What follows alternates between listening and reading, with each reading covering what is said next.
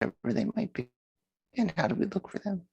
Which isn't just science, of course. I mean, that's almost what he's saying. Like, it's not, science doesn't just simply tell us the truth about everything. Philosophy underlies it still. Right, philosophy is the integrator Mhm. of the different scientific fields. That's my superficial knowledge of philosophy as well. Okay, I got some random questions for you about stuff I went through. Sure. We may have spoken about this before, but it seems like a silly question, but I couldn't tell you why. Like, do you know remember the Brandon lectures on, I forgot what the name of the lectures was. It was on thinking. Yes. And there was a section about thinking in principles, and she gives the example of, the principle behind the dean. Yeah.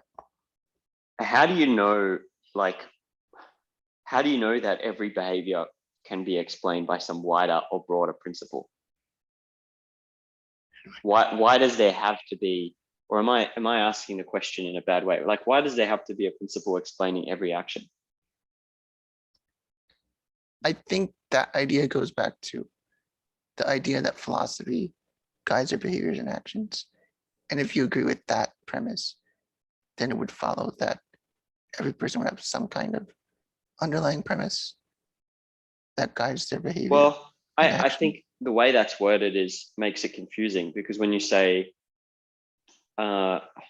philosophy determines your actions, your philosophy determines your actions, then, if it's not held in explicit form, then it's not really, you can't really claim it's philosophy if it's just, I don't know, this is just the habit that I've picked up. This is what I do. And okay, maybe if someone philosophical came in and said, oh, well, the principle behind this action is this, you could say it's a philosophy guiding the person. But otherwise, I don't know if I'd claim it's a philosophy guiding the person. It's just a default state, right? Without it, if that makes sense.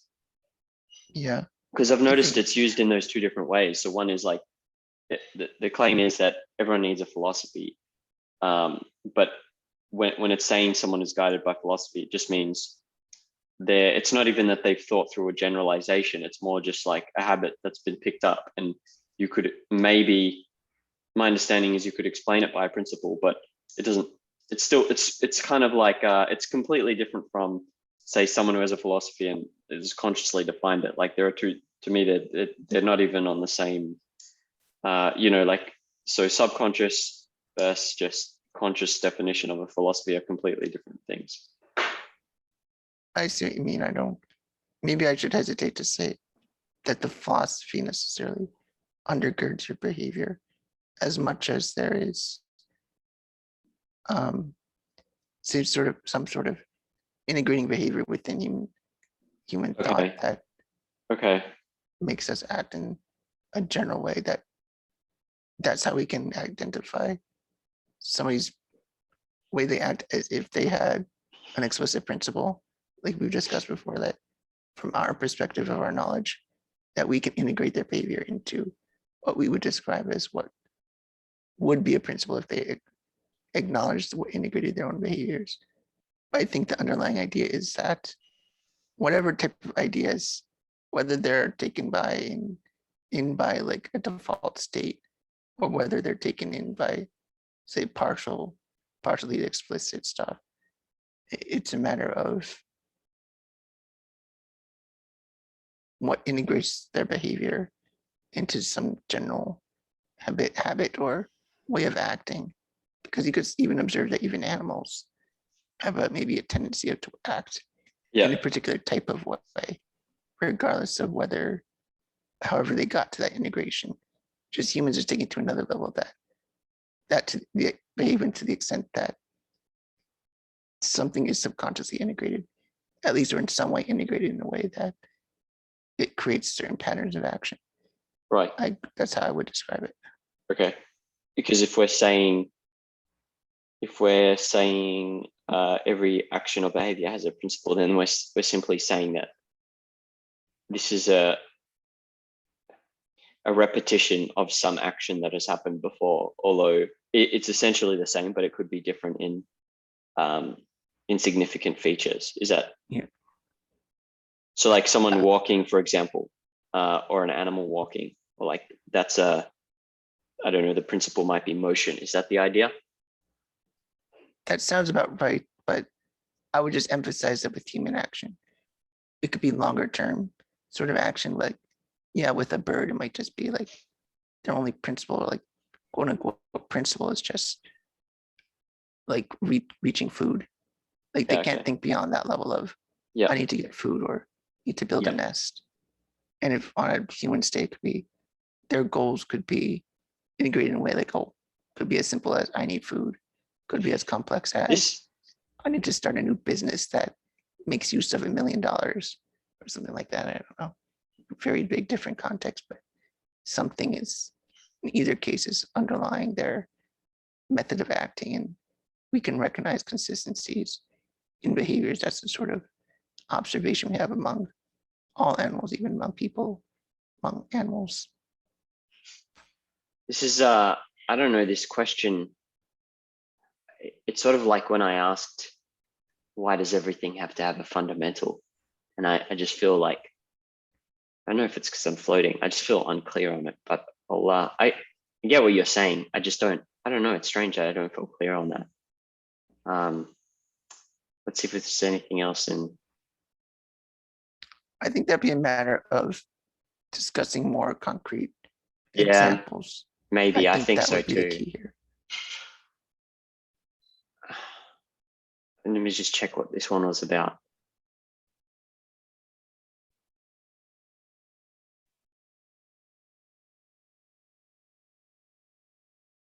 So in the example of, she was trying to explain, like,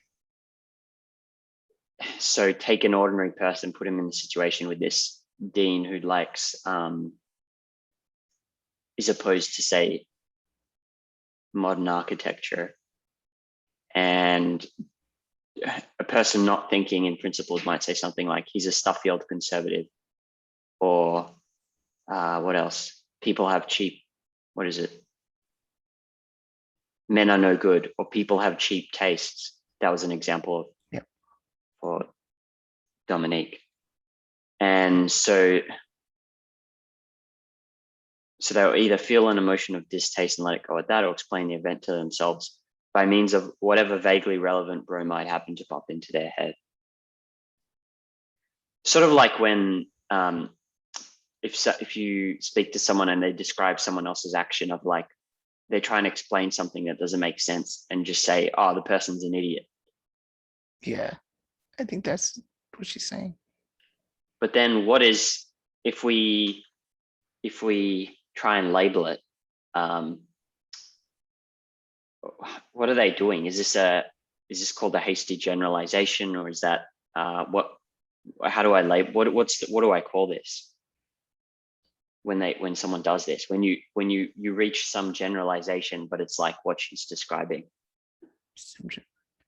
It could be a hasty generalization, yes, because you might be quick to say just, oh, he did one thing that doesn't make sense, therefore he's stupid. You can't even, it's one instance of you did something stupid, does that mean it habitually describe his habits, to describe something he does frequently? Is even a relevant consideration? It could be focusing on an irrelevant factor as well. I don't know what you would call that. Focusing on an irrelevant factor. Bless you. A factor that might not matter. Like, I'm trying to think, like, say you might be focused on their hair color to judge them as stupid. Like, okay. Like if someone has green hair and you say, oh, they're independent. Yeah, something like that. Yeah. Or you have red hair, like, or therefore you're an independent thinker. That's like, thinking in non-essentials then. Yes, yeah, I would say so. Like a stark example of the opposite of thinking in essentials. Okay. Because thinking in essential would be, I think, first putting your mind in a state about asking a question. Why does the person act this way? Not just reacting, but considering the context and asking yourself, what about this person led them to act this way? that's deeper than just asking like, oh, this person is like just reacting. Okay. Not just saying, oh, it's looking at it deeper than that. So you could call it then, if I want to steal some words, it would be an unwarranted conclusion, and it's just based on you feel like you're angry or you feel something, and that's the word that comes to you, right? Yeah, that's what she's describing here. That like emotional, just it strikes you and you say it. It's not even reflecting on it. Yeah. Okay. Cool. I think that was it for this section. Let's see.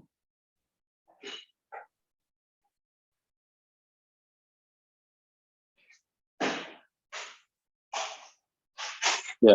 Okay. Okay. Let me try close this. Oops.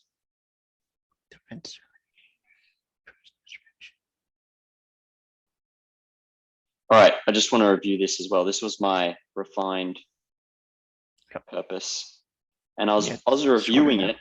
I was reviewing it, and I'm actually thinking like for pretty much everything on this list, none of it is philosophy. Like, not apart from this, which is, let's say, operating by principles. The rest is like, none of the rest is philosophy. It might have some relationship to it, but like for example, thinking methods, getting stuck on a problem, identifying whether it's contradictory concept, ignorance, disorganization of mental content, whatever, all that stuff is like, none of that is, I think that's more like psychoepistemology or psychology rather than, there's that, even I'll make everything that I think is not philosophy blue. Like all these goals that I put under philosophy, even this. So even, like we're talking about weighing values and holding an explicit value hierarchy or whatever. Like, oh, this is important to me, and I keep that in mind. Like, philosophy just tells you, okay, have values and don't sacrifice higher values, let's say, for lower values, but it won't tell you how to mentally organize them. No, probably not. I mean, you're right that epistemology is the closest thing, but you're right that a lot of it isn't strictly philosophy. It can depend on exactly your approach to it. There's questions of epistemology as in like, say, classification and questions of conceptual development.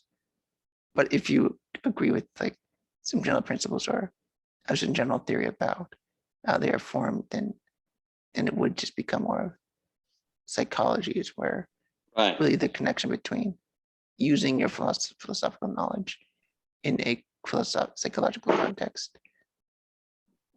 You could find, so as far as thinking methods, I think you're right that mostly that's right at the line between psychology and philosophy. It's hard to make a clear distinction, I think. Like you're often going back and forth, I think. That's how I often think about epistemology. It's always back and forth between psychology and philosophy. Right. Like always right at the line. As far as being principled, I do think there's value in studying Aristotle and some particular books I've mentioned on ethics, because I think it helps to clarify what is the nature of the good better in your mind. So it's easier to identify in essentials what's important around your life, because that is more the practical end of philosophy, I would say, is ethics, because that's what you can apply to life every day. And there is no specific science of values. It is philosophy. There's no other way to study values besides philosophy. Right. Otherwise, you'd be like. But yeah, this is what's tricky, is that it's not like, okay, it tells you, you can learn about values and what it means to hold a value, what a proper or improper value is, whether value can be truthful or dishonest and so on. Like you can discuss all that and clarify explicitly in your mind, which I think does help. But then it won't, there's no, it's not going to help it's not going to give you advice on like, oh, here's how to mentally hold it in all given situations. Here are some ways you can test that. Like that, none of that is, that would be, I don't know what field that, I don't even think that's developed as a field yet. Well, and some of that could be like, depending on your personality, it means like sometimes reading a philosopher can help you think about ways, or studying them for a time can help you think about ways to expand your life. Like, see, I think studying Nietzsche or some existential philosophers. Yeah, you do mentioned that. You mentioned Nietzsche. I think you mentioned before. So Nietzsche, I wrote down a bunch of his books, and you mentioned Aristotle. That's it so far. As like in I think a lot of ethics. that is about personal way of looking at it. So it's like what writer you find speaks to you the most. I think that could be especially valuable. And go ahead. Oh no, continue. I'll ask you after. And beyond that, usually it's a matter of like just going out there and doing it. I mean, that's part of the value of philosophy, even Aristotle's way of doing philosophy. That means at some point you go out and live it. Dissect animals. Like whatever it might be. At some point you take the plunge and live it and try it out and do it. And in a way that's when it gets really difficult. Like, how do you decide when are you done studying and just ready to go out there, or how do you do them both at once? How do you balance both at once studying? Seems to be the way, but it's not always. How do you balance it? I find that it's not always obvious in the day-to-day where an application is. Right. You know what I'm saying? And there's no science of there's no like, okay, here's this very abstract text, and I don't know, there's not often a lot of concrete examples of like minute day-to-day things where it's relevant. And so it's like there's a disconnect, right? You can read it. And so, I mean, I know you mentioned literature, we've spoken about this before, but what did you mean by what speaks to you the most? Like, why is that relevant? Well, because there's certain life experiences you've had just by the uniqueness of the way you've been raised, or even if bad things that happen, good things that happen, things you can relate to. And sometimes a writer may write about maybe personally something you can relate to that's unique. I mean, you could relate to Rand maybe in some ways to its characters, but other writers you read that, like the way I say, I find value in reading William Gibson, who wrote Neuromancer. Yes. I think that speaks to a lot of experiences I've had, the way I've lived my life. And books you like, I'm sure, might say something to you that is something unique about your experiences. Right. Not just a general philosophy on life, but what concrete values have you held? Things like that. Right. Yeah, okay. That makes sense to me. So then basically you agree with me, like pretty much everything I've listed here there are elements of it that you can get from philosophy, but it's elsewhere. Like it's not, apart from, principles, I think. Yeah, I would usually say it's both. I don't know, that's not the most satisfying answer, but. Well, I get it. I think it's a mix that you have to go back and you have to circle somewhere else and then come back and Like I can think a year ago I was studying a lot about neuroscience, not much philosophy, but now I've been doing a lot of philosophy lately because I've seen, for whatever reason, I've seen some more use in that lately. Like I want to study some Aristotle now, as opposed to just more psychology. So at like certain times in my life, I find more value in philosophy. Other times I find more value in the actual concrete process of living life. Right. Yeah, okay. And what about communication? I was thinking specifically of that lecture. I forgot what it's called, but it's like the art of communication, principles of communication. I think that's the important part about identifying essentials. It puts you in a mindset where you need to look for the clearest way to say something, the clearest way to portray something. Yeah. Okay.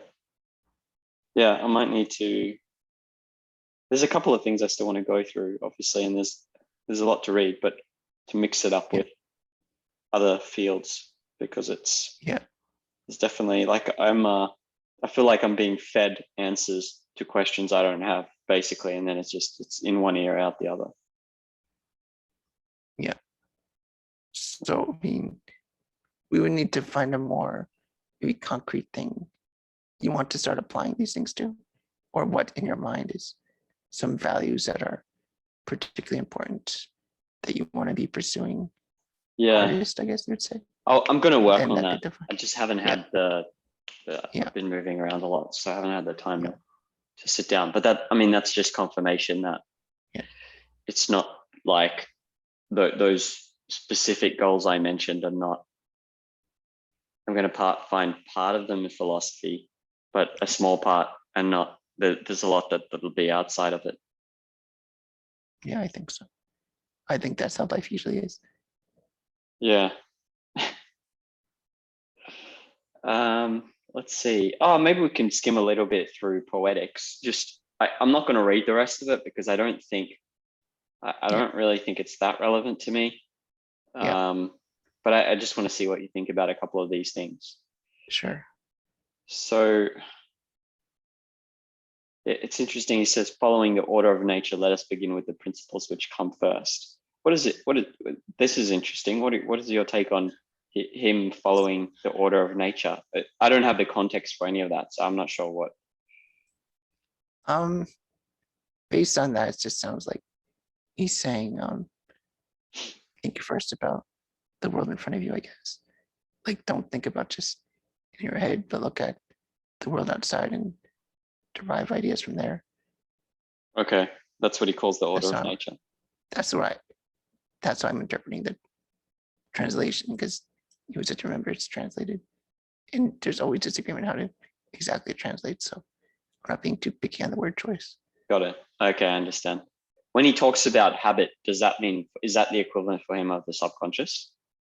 Because he says here, he talks about persons who, by conscious art or mere habit, imitate and represent various objects. I think he usually treats habit that way, yes. He treats it as just a thing, like whatever the habit is, it's what happens automatically without having to think about it. Right. Because didn't he say, doesn't he have this idea of it's something to do with ethics, where you make something a habit, I forget, or you are what you do, or something like that. And that's what he was getting at, which is you code that, whatever actions you take, kind of code that into your soul. I don't know the name for that. Yeah, okay. It does sound Aristotelian. I don't know the name for it. Yeah, I mean, anyway, there's a lot in here, and what I noticed and where my eyes started glazing was when he talks about, he just like hegemon of Phasian, I like all this stuff. When I don't know any of these people. You did mention Aristophanes, but that's when I just start glazing. I'm like, I don't know what he's talking about, and then it's you just skimmed that because you thought it wasn't relevant. Yeah, okay. I think that'd be fine to do, because that's really getting into the nature of particular art questions, I think. Very specific things, I think. Yeah. Well, I mean, that seems to be part. The thing is, though, is that what I was thinking when I read it is that if I don't have knowledge of all these people he's referencing, even some, then I'm not reading it in a kind of floating way, because he's making his analysis on the basis of specific, let's say, poems or plays. And if you don't have knowledge of them, how do you know what he's putting together is legitimate or not? I don't think you would. Yeah, okay. Like, it would be more like, does it inspire your thinking if you don't know what it is? But no, it wouldn't be good proof or evidence for you unless you knew these cases specifically. Yeah. Or had a decent understanding, a good understanding of the nature of their literature.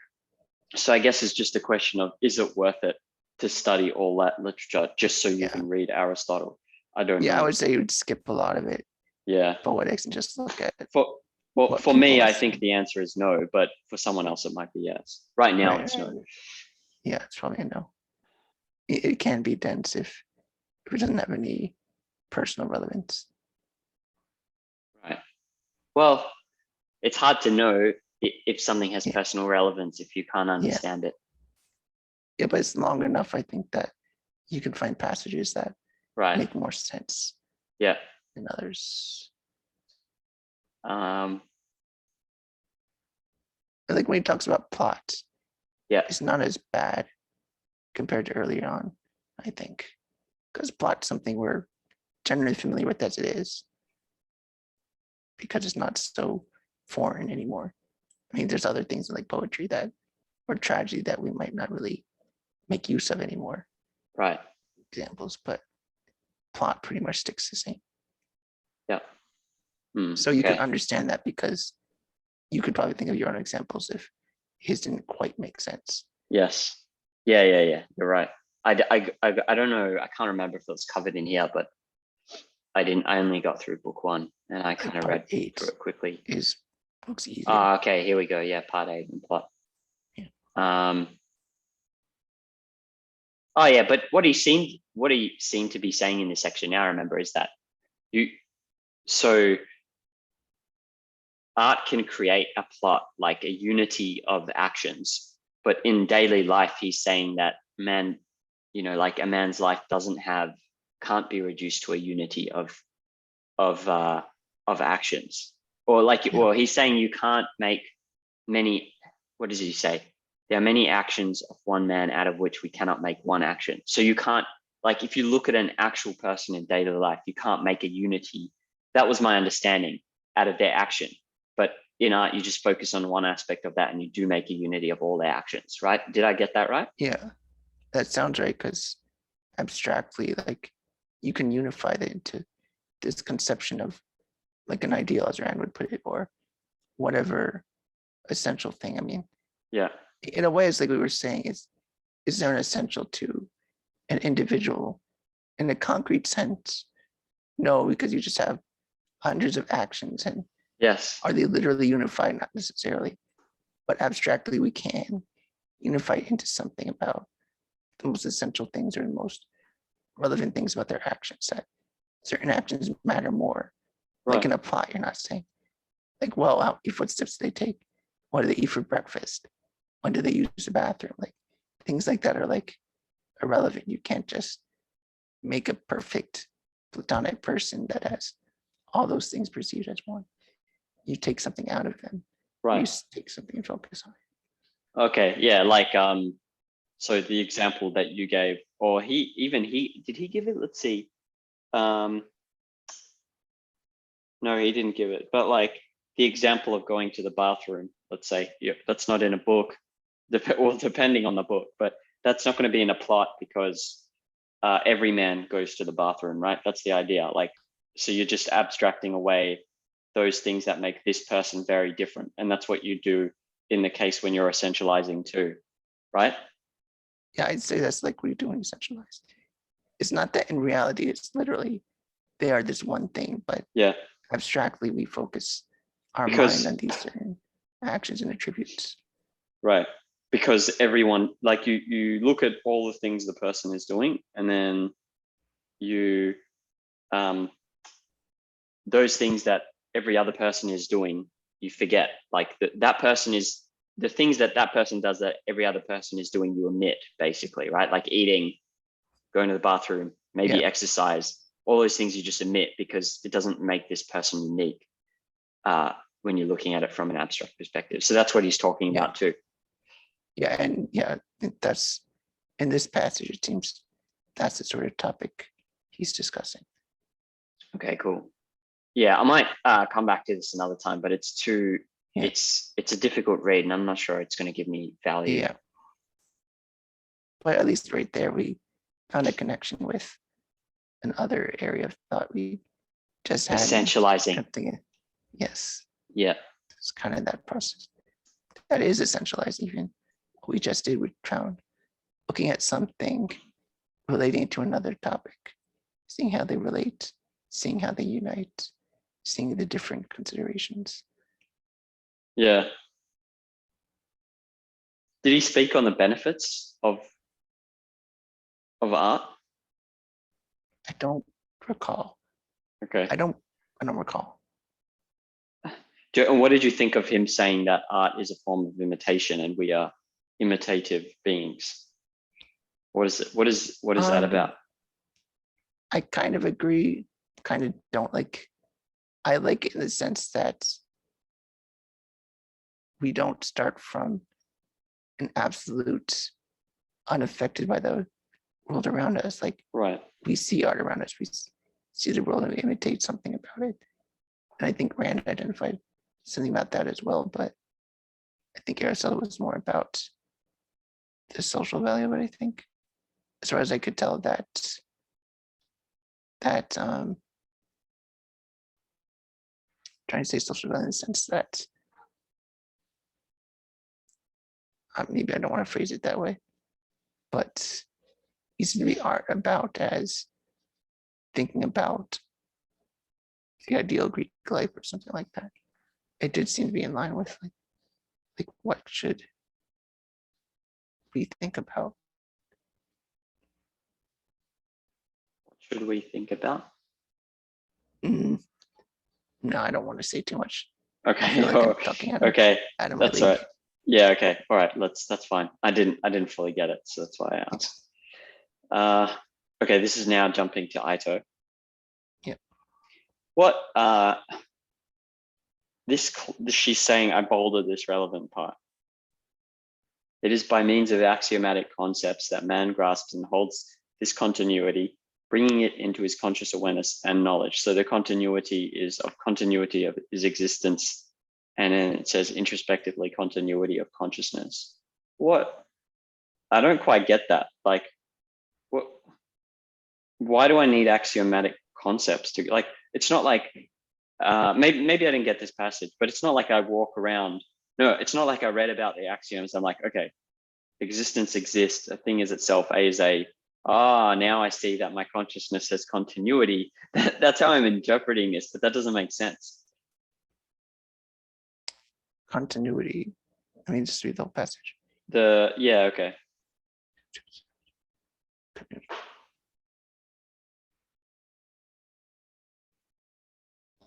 I mean, think about first what is the connection between your thoughts in your head and reality outside your head?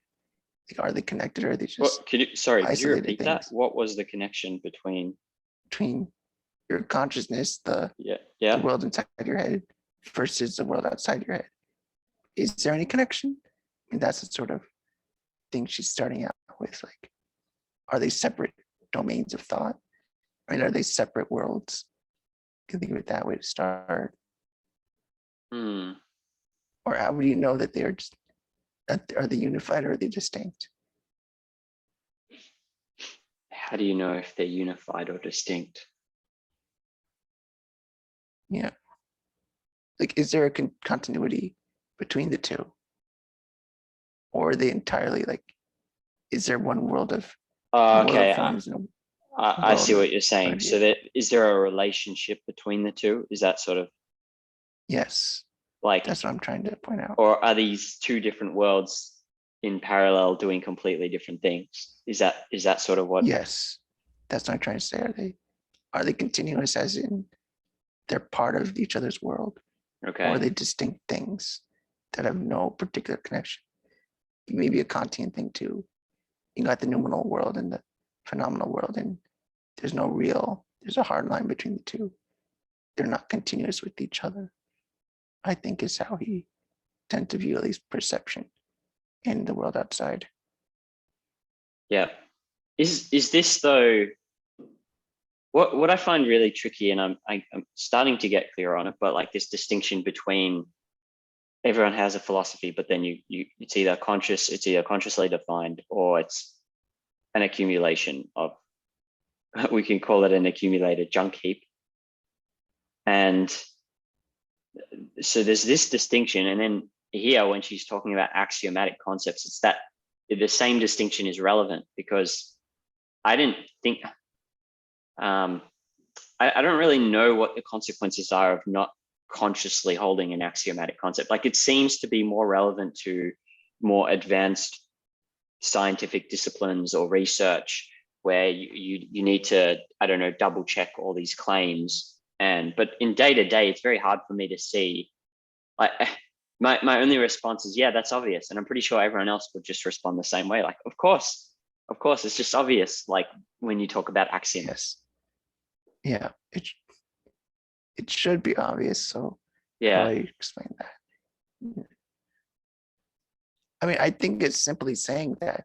Is it talking better. about, do you think it's talking about grasping them explicitly or implicitly? Because explicitly, it's hard for me to notice any signal. Like as I read through the axioms, it's hard for me to notice, oh, okay, yeah, now I can see I have the continuity of there's a continuity between the relationship of my consciousness and reality. Like it's just such a big jump that I don't. Well, one, I do think it means explicit, because bring it into his conscious awareness and knowledge. That's why I'm saying explicit.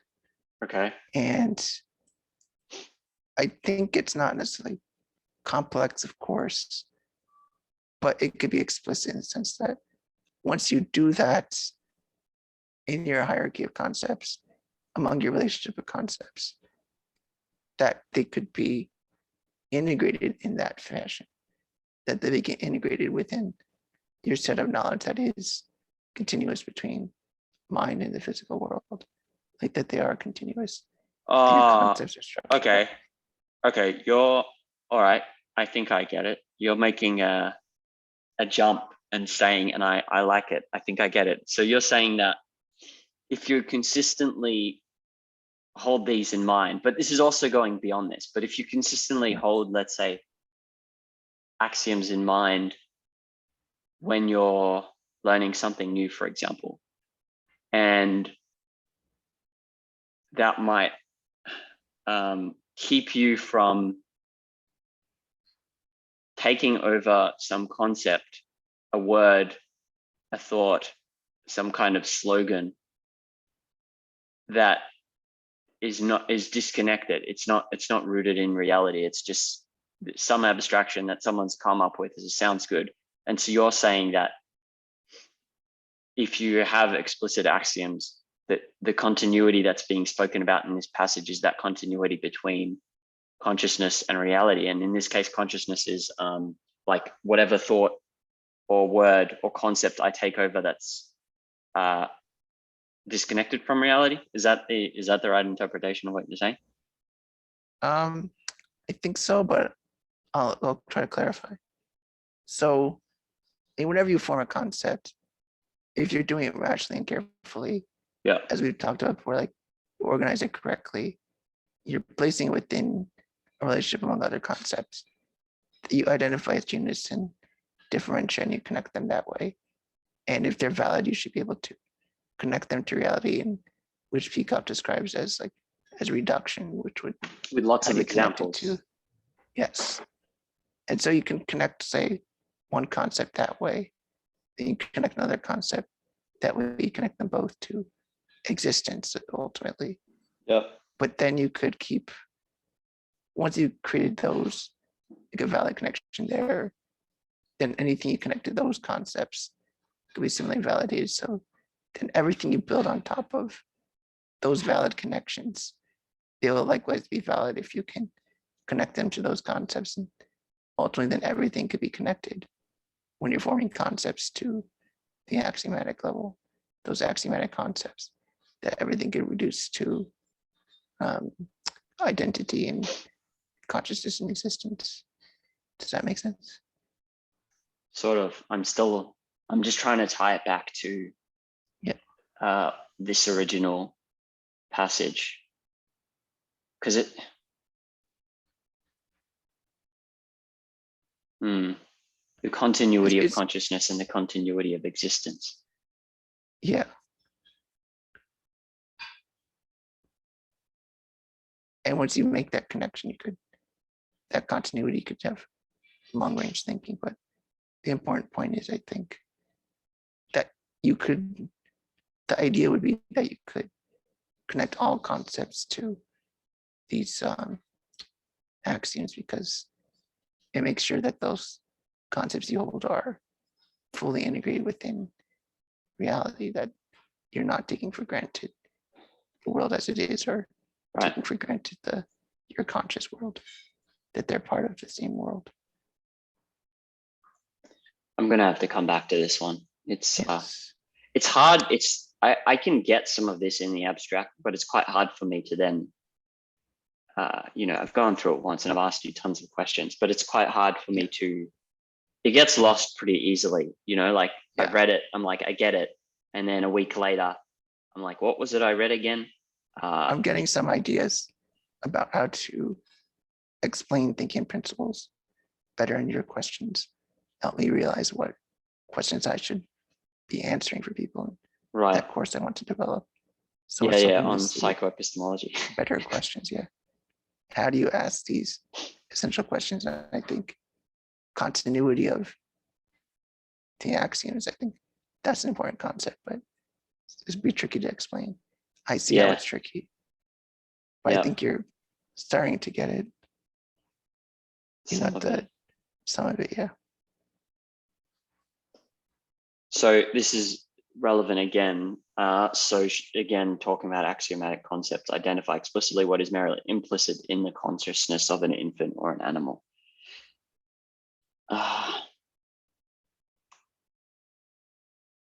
So I remember reading that implicit knowledge is just, it's not necessarily even talking about subconscious knowledge. It's talking about,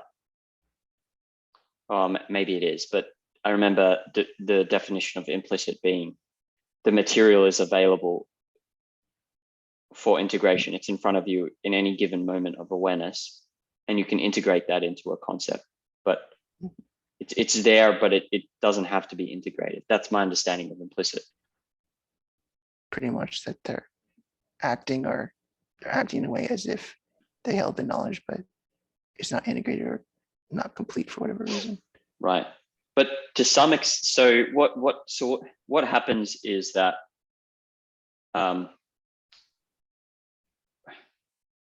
by default, we can act on some implicit sense of what is right and wrong. Is that, like we're talking about, let's say, arguments pre-Aristotle, where there's no way to there's no way to stay consistent, but there's some, so what is it? There's like implicitly, there's some sense of feeling people have, like this is bad, this is good. Is that what is happening? Probably.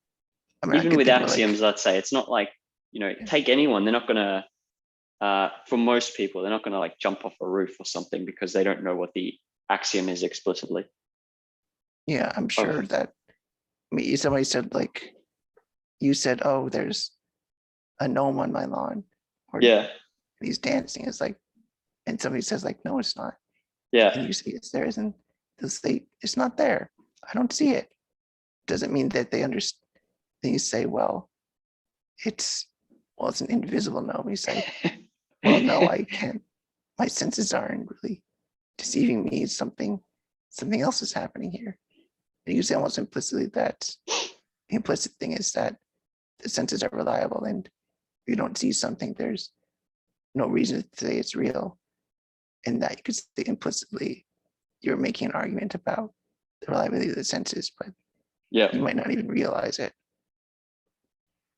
Okay, so on I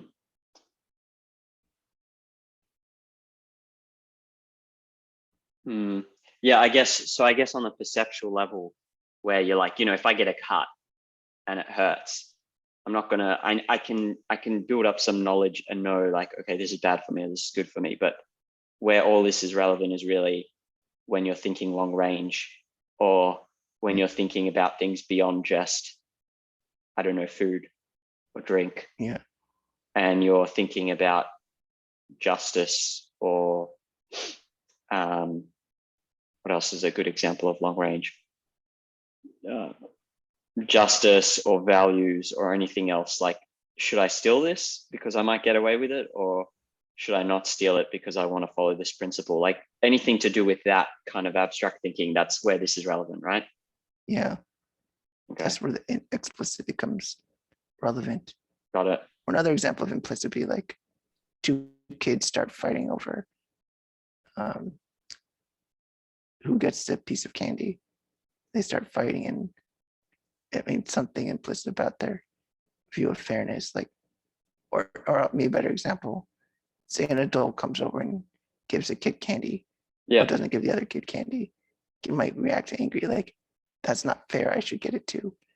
Implicitly, they have some sense of fairness and justice, some kind of sense of it, but it's not explicit. They don't know that they're acting on some moral belief. It's as if they had a moral belief. They're saying it's unfair, so it implies some belief about justice, whether or not they actually hold a belief about justice. Right, you're right. Oh, okay, I remember it. I can't remember where this was from, but Harry Binswanger said something like, sometimes you get, I think this was from psychoepistemology or something else, I can't remember. But he said that if you get this strong signal or feeling about something, it might mean like, oh, there's something really off here, or there's something very fascinating or interesting here. That kind of emotional signal, then yes, he explained it as sometimes there are situations where there's certain material in front of you, like there's enough facts or experience that you have accumulated for you to make this explicit generalization. And it's the material is there, but you haven't made the connections yet. And that's what he described that feeling as. Yeah, I think that probably happens a lot with creative thinking or creative problems. Right. That something's just like, the answer's there, I just can't quite get it. Like I felt that about puzzles I do sometimes, like sometimes about a crossword, like it seems like I can get this, but I don't quite know. Yeah. If I look a little bit longer, maybe it'll come to me, and that sort of thing. But is that also relevant to the example you gave where someone is, I don't know, they're getting angry and about like, okay, this person came over and he treated my brother like this and he didn't treat me like this, and you just get angry, but if you can't put it in words, it's kind of a impotent anger. Like it's almost, what do you do with that apart from get angry and shout? That could be tricky. One, I guess I'm just asking you, is that an example of that? Like the you get angry, you feel a certain way, but the material is there in front of you to make some kind of conscious, explicit conclusion. But if you can't, then it's impotent in a sense, because all you can do is just rage and hit things or get angry or demand something. My first sense is that those are different types of cases. I don't want to say they're quite similar. It's like one is distinctly emotional, the other's distinctly cognitive. Like figuring out a puzzle is more specifically about facts. It's not really emotional laden as much as somebody mistreating your brother. Well, that's heavily emotional. So I think they're different. Different analysis is required. Okay. All right. That makes sense. Well, let's do one more. So this is describing the state of an animal's perceptual awareness. Could be translated into words. If you want to go through it, and then I'll ask you about this.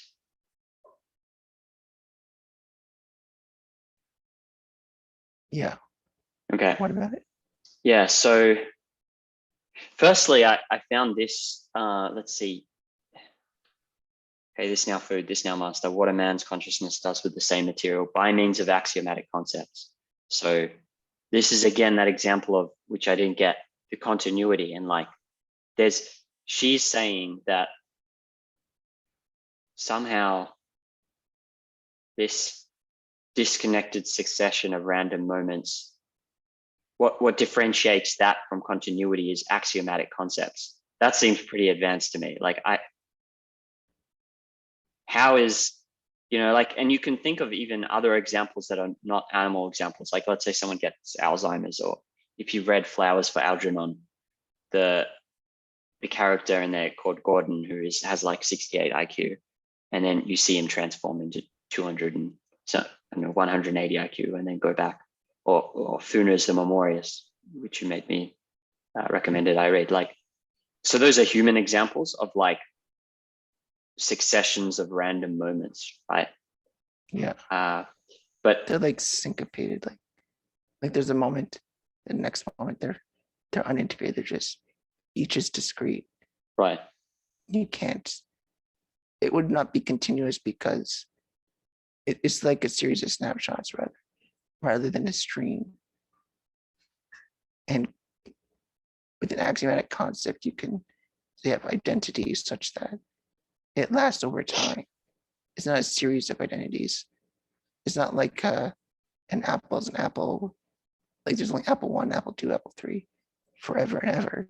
It's just there's apple over time. It just is continuous.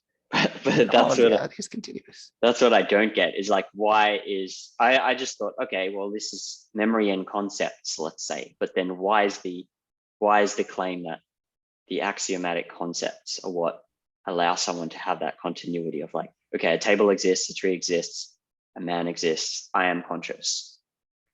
Well, because they're always present across everything. It's like a universal context. Okay. There's always there. Oh, that's across interesting. Everything. Okay. So, and that's why they're unique. But what about other concepts? Okay, but then all right, that there's a continuity. But then what about like the example it gave of a momentary, this disconnected succession of random moments? Like, what couldn't you say an axiomatic concept is in that? Like, here now table, here now tree, here now man. And in all those cases, you can say, okay, existence exists, A is A, a thing is itself, and existence is identity, something like that. Or consciousness is in, what is it? I don't even remember what they are, but it's like existence exists, something exists, so identity, and I am conscious. So those are the three axioms. You can say that in all of even in the disconnected succession of random moments, right? Could you? I mean, yeah, like in any given moment, you say it, unless I'm not understanding this correctly, because I do remember asking you a question about what she meant by axiomatic concepts omit the something like psychological time measurements,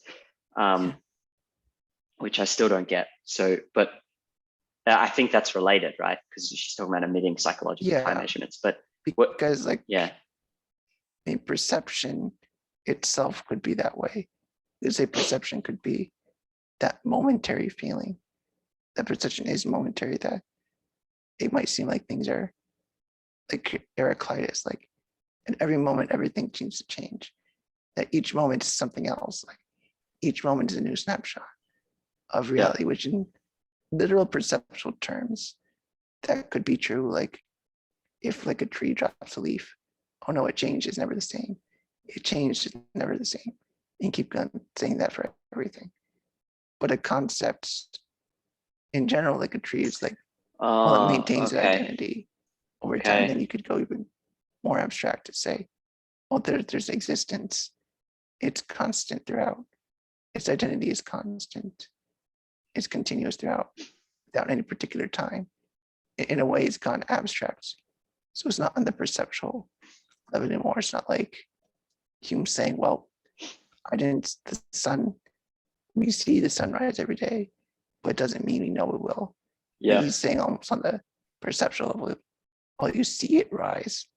How can you possibly say it just see it again? Yeah. I mean, that's just like he's saying, like he's only working with perception. He's not going abstract. And I think continuity. I think I'm getting closer to getting it. It's still pretty. Do you? Yes. By the way, if I asked you, like, you don't have to answer me now because this is where we'll finish. But like, if I asked you about, let's say, axioms relationships to honesty, or identity's relationship to, let me just stop this.